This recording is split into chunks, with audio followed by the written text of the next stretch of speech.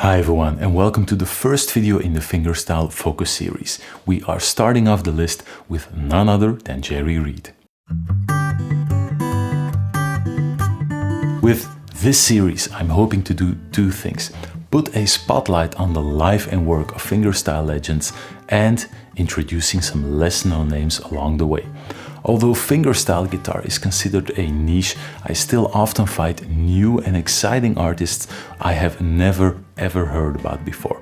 Whenever that happens, this will be the place I will introduce them to you. If you're new to the channel, please note that this is a guitar channel and this video will focus mostly on Jerry's music and not on his acting career. People who follow the channel already know that I never want to put up the impression that I know everything, and I did quite a bit of research on today's artist. Most of the info in this video was taken from interviews, both written and in video, from Jerry, former band members or session players. However, if you spot a mistake, feel free to address it in the comments. And while you're at it, let me know what your favorite Jerry Reed tune is. The tutorial for Struttin' has already been online on my Patreon page for quite a while, and it will be published on YouTube soon. But if you got other requests, I will be more than happy to hear them. Jerry Hubbard Reed was born on March 20th, 1937 as the second child of Robert Spencer and Cynthia Hubbard. But his start in life was far from ideal. His parents separated only 4 months after he was born. This had a big impact on both Jerry and his sister, as they did not have a family home anymore and lived in orphanages and foster homes for the next 7 years. When he was 5, Jerry would listen to the Grand Ole Opry radio show while standing on a pile of firewood with a piece of wood to mimic a guitar. After 7 years, they were reunited with their mother, who had remarried by that time. Only months later, his mother, who often struggled to make ends meet, did something that would change Jerry's world forever. She bought him his first instrument, a second-hand guitar, for the total sum of $7. Now, talk about a good investment. His mother taught him a G, C and D chord, and that was all that was needed. Young Jerry reportedly was seen with the guitar all day and night, often proclaiming that he would move to Nashville and become a star. 10 years later, by the age of 18, Jerry was laying the foundation. He had been writing songs and gaining a following, and he was signed to the National Recording Corporation, RNC in short, as an artist and session musician. Jerry Hubbard Reed started his official recording career on October 18th, 1955. And Mr. Reed was apparently an extremely hard-working man, releasing close to 50 albums during his career, starting in the late 60s and releasing his last album in 2008. The 70s were a particularly productive decade in terms of music, with no less than 22 albums being released in the period from 1970 to 1979. But I'm getting a bit ahead of myself.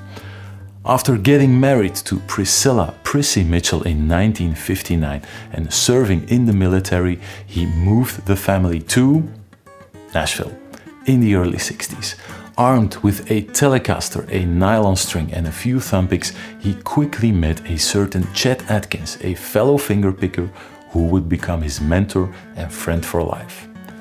Through the next 10 years, Jerry's reputation would keep growing, and big artists, among them none other than Elvis Presley, recorded covers of songs written by Jerry. When Elvis came to Nashville, he wanted to record a version of Guitar Man, and the way that event unfolded clearly showed how Jerry's humor would help him even in the most tense situations. So, Elvis wanted to cover Guitar Man, a Jerry Reed tune, but his guitar players couldn't get it right. He told his producer, "I want it to sound like Jerry's record. This does not sound like his record." And Charles Felton Davis, who produced the record and who had worked with Jerry before, replied, well, if you want it to sound like that, then you're going to have to get Jerry in here to play guitar, because Jerry's a finger picker and all these guys you're using in the studio are straight pickers. They don't know what they're doing. Besides, he turns or he tunes that guitar up in all weird kind of ways. So one day Jerry was out fishing on the Cumberland River when he somehow got the message telling him Elvis is down here, we've been trying to cut Guitar Man all day long, he wants it to sound like it sounds on your album. Jerry accepts and turns up in the studio, nervous as can be, and he meets Elvis for the very first time. But as Ray Walker, member of the vocal group The Jordanaires and present at the session, recalls, it wasn't really a smooth start for Jerry. For starters, Elvis enforced a dress code during rehearsals and studio recordings, and all musicians were dressed up, mostly wearing suits. In walks an unshaven Jerry with his muddy boots and his fishing clothes still on, not a clue about this dressing code. But to his credit, his charisma did its work and Elvis was immediately charmed. Then Elvis asks him straight away, just do those licks for me like you did on your original version. Nervous and starstruck, Jerry starts the intro and screws it up. He looks up at Elvis, he starts over and he plays another mistake. He looks up again at Elvis, starts over once more and screws it up again. After a few more tries, Jerry just looks up at Elvis and with a sigh says, "My God, you are so handsome." He was simply too flustered to play his own song. The good thing was Elvis thought it was very funny that Jerry was nervous because Elvis himself was nervous about Jerry being there. So everyone burst into laughter and that was the icebreaker they needed. A whole host of songs written by Jerry has been covered by musical legends like Elvis, Johnny Cash, Dean Martin and Tom Jones. Jerry ended up writing more than 300 songs, most of them being recorded by other artists first, especially in the early days of his career. But for us guitar players, there was someone even more important to Jerry's success. After moving to Nashville, he would soon meet none other than Chet Atkins. And as Jerry once stated in an interview, without Chet Atkins, there wouldn't have been Jerry Reed. Becoming Chet's friend opened the doors to the Nashville music scene, and Jerry was quickly in high demand as a session player. But at that point, Jerry hadn't broken through as an artist himself. In his own words, people had been trying to record me for 13 years and I had nothing happening. Until one day Chet told him, "Jerry, you need to come over here and let me record you because they don't know how." After that, he joined RCA Records and became an artist under the wings of Chet Atkins, and his own career finally took off. Chet was determined to market Jerry as an atypical artist. He wanted to capture the humor and the style that set him apart from others, telling him to record exactly like he would play casually at Chet's house. Play your licks and sing your songs, that was the only advice. And it was also Chet Atkins who quickly recognized Jerry's ability to write catchy instrumental guitar tunes, and he pressured him into releasing these instrumental songs on his albums in between the songs with vocals. Jerry, who considered himself to be a songwriter more than a guitar player, had to be convinced to do so, but agreed in the end. The reason why Chet didn't let off was because he considered Jerry to be a better fingerpicker than himself, even admitting Jerry helped him out with the picking on Yakety X, one of Chet's signature tunes. So it's no surprise that Jerry Reed was one of the few players that Chet Atkins gave the CGP or Certified Guitar Player Award to, putting him in the very exclusive list along Tommy Emmanuel and John Knowles, among others. Now, not a bad spot to be in for someone who didn't consider themselves a true guitar player. So it's hard to overestimate the importance of Jerry Reed when it comes to fingerpicking, but he was successful in a lot of other domains too, being a Grammy Award winner for Best Country Vocal Performance and also acting in over 20 movies. His most iconic role was probably the truck driver Cletus Snowman Snow in the three Smokey and the Bandit movies. He slowed down his recording and acting career in the mid-1980s, but he never completely stopped describing himself as being semi-retired all the way into the last years of his life. He also showed his true heart by becoming an activist for US veteran issues due to the connection he still felt after being in the military for 2 years when he was a young man. He partnered with Thom Bresh, son of Merle Travis, to produce a video in the 90s to address the dangers of smoking cigarettes. Jerry himself hadn't smoked a cigarette for 20 years at that point, but he had been a smoker for many years when he was younger. He wanted to warn people about the, at that time, already obvious dangers of tobacco. And his concerns sadly proved to be justified. Jerry Reed passed away on September 1st, 2008 due to complications of a lung disease caused in part by his smoking habit. Almost 10 years later, on the 24th of October 2017, the world of country music paid their ultimate respects by inducting Jerry into the Country Music Hall of Fame. So, Jerry had a long and successful career, but what was his lasting impact on the music scene and how is his musical legacy remembered? The first thing that stands out is the humorous tone of much of what Jerry played. If you listen to his music, you often hear cheeky lines and melodies, and it also seems that Jerry made a conscious effort to make his songs fun to play too. It shouldn't just sound good, you should be having a good time while playing the music too. And I can tell you, as a follow-up to this feature, I have transcribed Struttin' and the part about Jerry's tunes being fun to play. It's really true. It's one of the coolest fingerstyle songs I ever learned, and a song you simply can't just play once.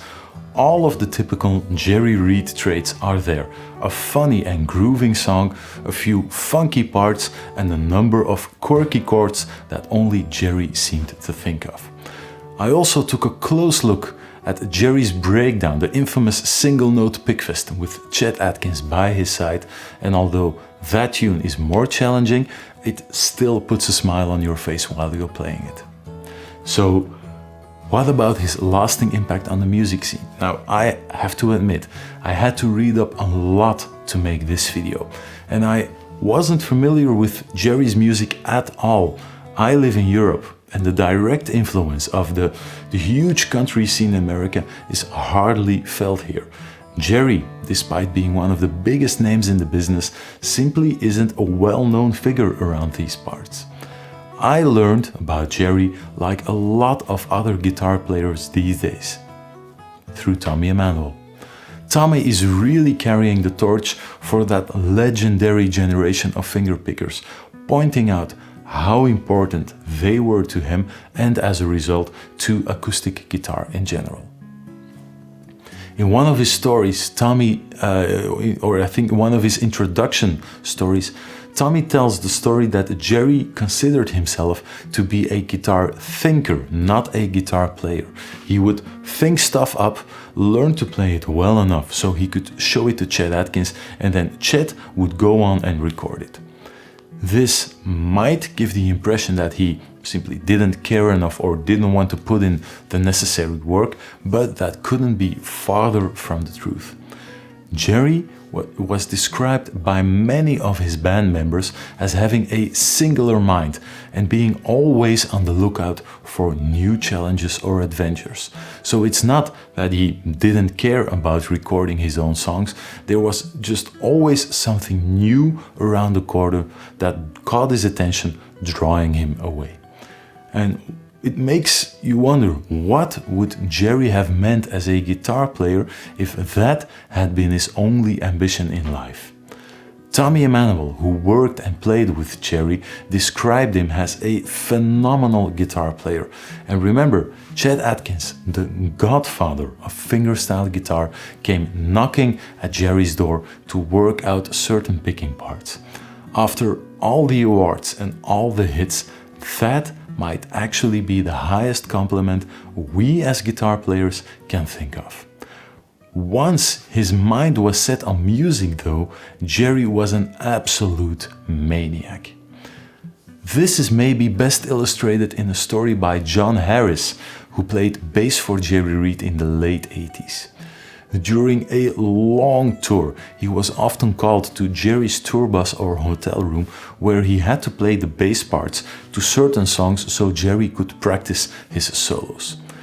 John talks about one session where he had to play the bass part to George Gershwin's Summertime for over 4 hours straight, with Jerry going off in all directions with the solos. And if 4 hours of playing the same song isn't enough, then take into account that Jerry wouldn't allow any improvisation on the bass part. When Mr. Harris spaced out in the second hour of playing Summertime and started adding some bits to the bass part, Jerry snapped him right back out of it, claiming something along the lines of, "If you want to play that fancy stuff, then you should have played the guitar." Something we all thought about saying to our bass player. No? But John Harris has stated that he heard Jerry play like a real virtuoso during those long hours, and that no other guitar player he has since played with had ever gotten close to that level.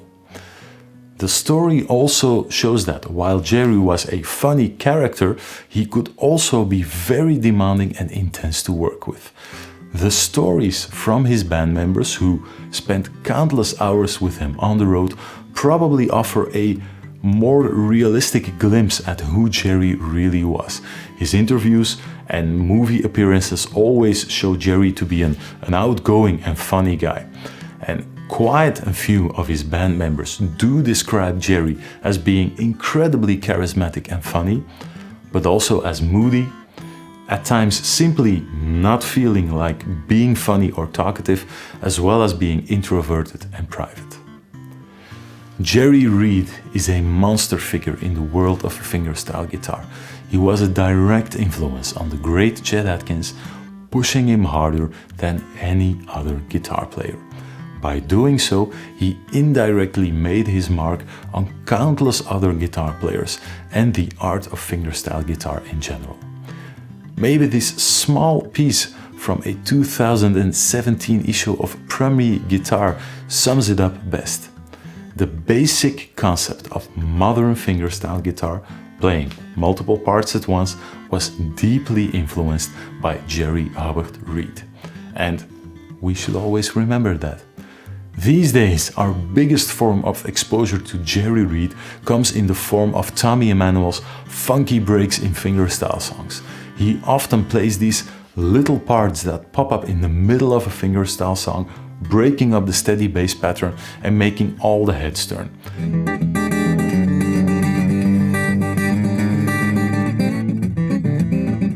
This punchy way of spicing up a song has already been integrated in the standard vocabulary of younger players, so the Jerry Reed influence will be extended for at least another generation. Now, how did Jerry see himself throughout his career? Well, he was as down to earth about his playing as you could get, saying things like, "What you hear is just me, just what comes into my head. I play harder just naturally because I'm high-strung and tense, and I guess that's why my picking sounds kind of funky." He also added, "I'm really a rhythm guitar player more than anything else. I'm not a hot lead guitar player."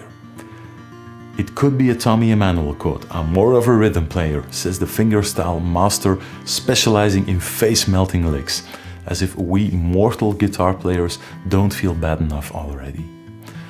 Another quote from Jerry that shows that he doesn't sugarcoat or glorifies his amazing career is, "I'm living proof that God is alive and well.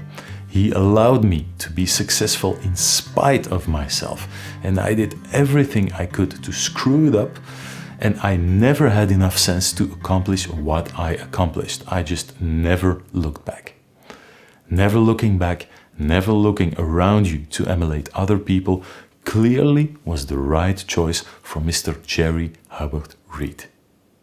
So, that was the first episode of the Fingerstyle Focus series. I hope you enjoyed it. If you have any corrections or additional stories on Jerry, feel free to drop them down below in the comments. But as always, keep it civil. I will see you back soon with my tutorial of strutting.